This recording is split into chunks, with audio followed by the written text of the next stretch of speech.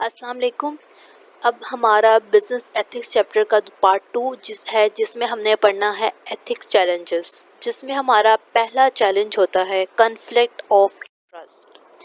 Conflict of interest में ही पता लग रहा है कि ये इंटरेस्ट पे है बात।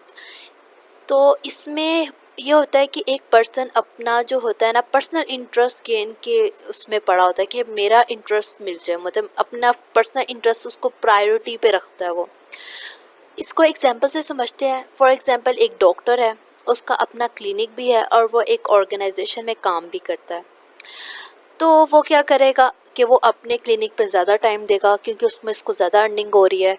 अब वो अपनी सिर्फ देखेगा कि मेरा प्रॉफिट कहाँ बन रहा है ज़्यादा, तो वो वहीं पे ही ज़्यादा काम करेगा। अब और अगर उसके पेशेंट जो हैं वो हॉस्पिटल में हैं ज़्यादा, तो वो उनको ये कहेगा कि आप मेरे क्लिनिक है, ये क्लिनिक आप मेरे क्लिनिक पर आए और यहाँ पे आके मेरी ये टाइमिंग में यहाँ पे हर टाइम होता है, तो आप यहाँ पे आ जाया करें। मतलब वो अपना पर्सनल इंटरेस्ट देख रहा होता है। वो ये नहीं देखता कि ऑर्गेनाइजेशन को कितना इससे बेनिफिट हो रहा है या नहीं। वो सिर्फ अपने क्लिनिक या अपने चीज़ के अपने ही प्रॉफिट को गेन करने की कोशिश में होता है। इसको कहते हैं कॉन्फ्लिक्ट ऑफ इंटरेस्ट, जिसमें सिर्फ पर्सनल इंटरेस्ट ही कोई इंडिविजुअल देख रहा होता है। सेकंड आते हैं हॉनेस्टी एंड इंटीग्रिटी।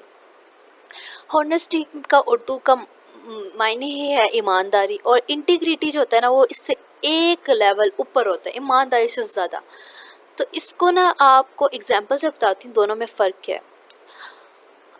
आप एक बस में बैठे हैं और बस का जो कंडक्टर है, जो टिकट मांगने वाला है, वो कहता है कि ना आप टिकट के पैसे दो, तो आप उसको पैसे देते हो, वो आपको टिकट देता है। ये पूरी पूरी ईमानदारी है आपकी कि आपने उसको पैसे दिए उस चीज़ के जिसका आप सफ़र कर रहे हैं। अब इंटीग्रिटी क्या होती है? इंटीग्रिटी ये होती है कि आप बस में बैठे हैं, आपने पूरा बस का सफ़र कर लिया और आपने ना टिकट के पैसे दिए ना उसने आके आपसे मांगे। तो आप क्या करते हो, आप उसके पास खुद जाते हो कि पैसे आपने मुझसे नहीं लिए टिकट के, तो ये पैसे ले लें आप। तो ये होती है इंटीग्रिटी। आपको समझ आई? आपको इससे एक दूसरी एग्जांपल समझाती हूँ जो कि बनी ही स्टूडेंट के लिए, कि ना अब एक आप एग्ज़ाम हॉल में बैठे हैं, आप एग्ज़ाम दे रहे हैं और टीचर आपकी ड्यूटी पे है, तो वो कहते हैं कि चीटिंग नहीं करनी, तो आप चीटिंग नहीं करते, आप पेपर देते हैं अपना और चले जाते हैं। ये आपकी हॉनेस्टी, आपकी ईमानदारी है कि आपने चीटिंग नहीं की। अब इंटीग्रिटी क्या होती है कि कोई टीचर आपके हॉल में मौजूद नहीं है और आप फिर भी चीटिंग नहीं करते और आप ईमानदारी से पेपर करके दे देते, तो ये होती है इंटीग्रिटी।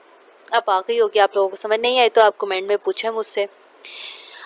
है लॉयल्टी वर्सेस ट्रूथ। लॉयल्टी क्या है कि वफादारी, आपका अपनी ऑर्गेनाइजेशन से आप कितने वफादार हैं, आपको अपनी ऑर्गेनाइजेशन से मतलब कि कितनी आप अपने ऑर्गेनाइजेशन के इंटरेस्ट के लिए काम कर रहे हैं, वफादारी दिखा रहे हैं अपनी। और ट्रुथ क्या होता है कि आप हर काम, जो भी डीलिंग हो रही है, जो भी प्रॉफिट अर्न हो रहा है, जो भी क्या कहते हैं लॉस हो रहा है, जो भी कोई मसला आ रहा है, तो वो आप अपने बॉस से शेयर करते हैं। ट्रुथ, सच सच बिल्कुल ट्रूथफुल होते हैं आप एम्प्लॉय जो होता है ना वो बिल्कुल ट्रूथ और लॉयल होता है अपने ऑर्गेनाइजेशन को लेकर।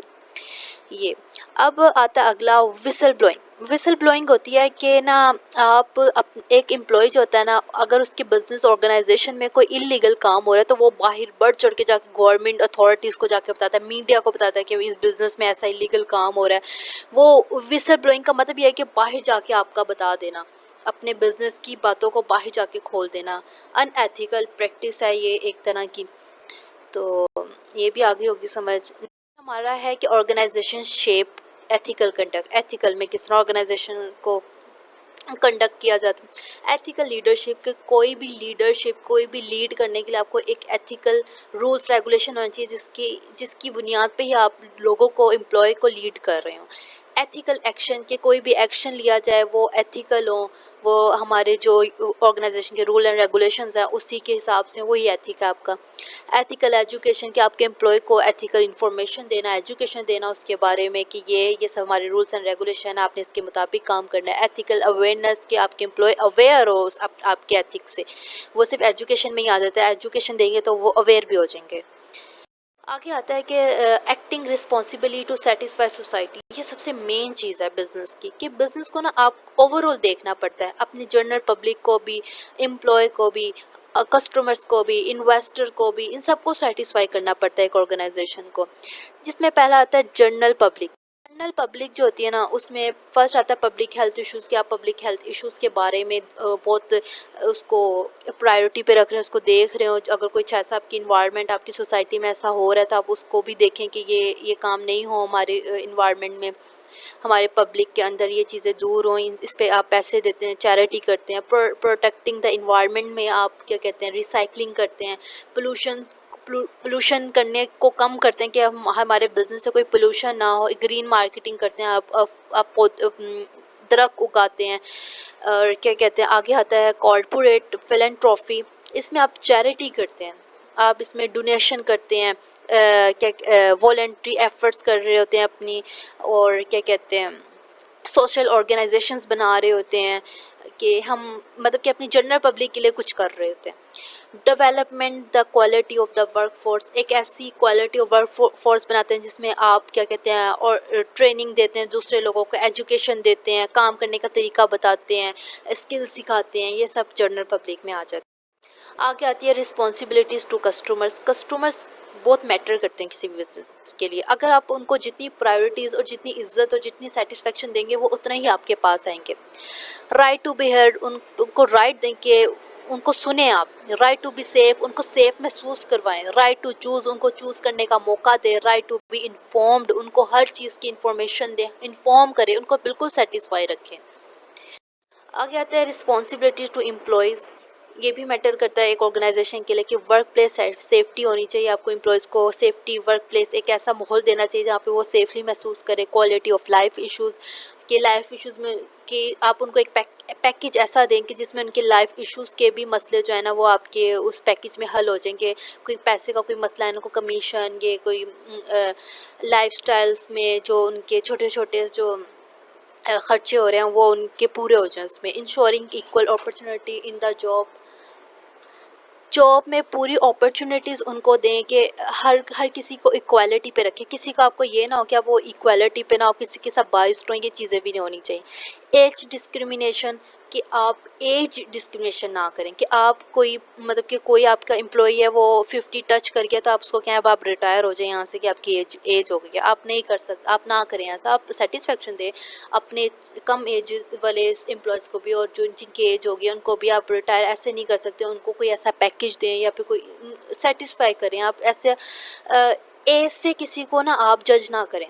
सेक्सुअल हरासमेंट इश्यूज़ के आपकी आपके इन्वायरमेंट या आपके एम्प्लॉयज़ के को इस बात की सेटिस्फेक्शन देना कि ऐसा कोई हरासमेंट इश्यूज़ नहीं होंगे हमारे बिजनेस में। इन चीज़ों के रूल्स रेगुलेशन बनाए कि कोई सोचे भी तो वो डर जाए इन चीज़ों से। इसकी ये चीज़ें आपको देखनी पड़ेंगी अपने बिजनेस में। आगे आती है responsibilities to investors and the financial community.